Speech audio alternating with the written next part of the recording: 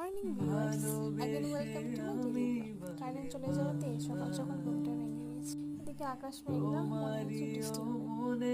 আমার শ্বশুর মশাই আর শাশুড়ি মা আজ একটু কৈলাসহরে যাবেন, তাই আজ আর কোনো তাড়াহুড়ো নেই।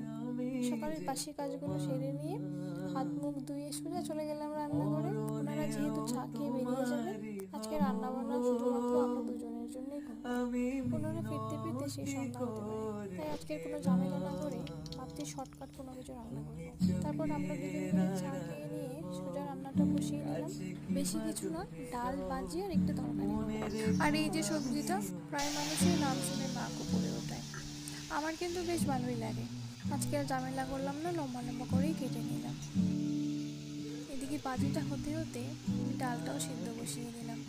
ডালটা মোটামুটি সিদ্ধ হয়ে এসেছে। বাইরে কাপড় রোদে শুকোতে দিয়েছিলাম, হুট করে দেখছি কোথা থেকে বৃষ্টি নেমে এলো।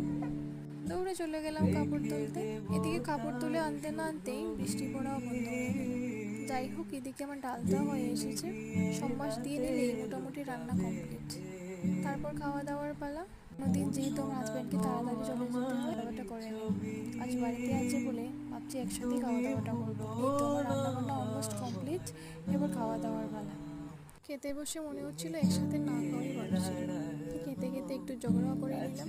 যাকে আজ যেহেতু বৃহস্পতিবার, মালিকের ঘরটা অভ্যাস চেঞ্জ করতে হবে। পুজো দিতে অনেকটা লেটই হয়ে যাবে, পর একটু রেস্ট করতেই হয়।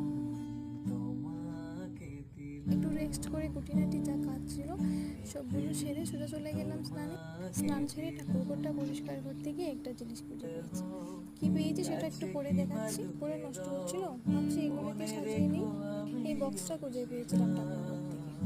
আর এদিকে বাসন ধোয়া সাবানটাও শেষ হয়ে গেছে, এটাকেও কাজে লাগিয়ে দিলাম। বীভৎস গরম পড়েছে।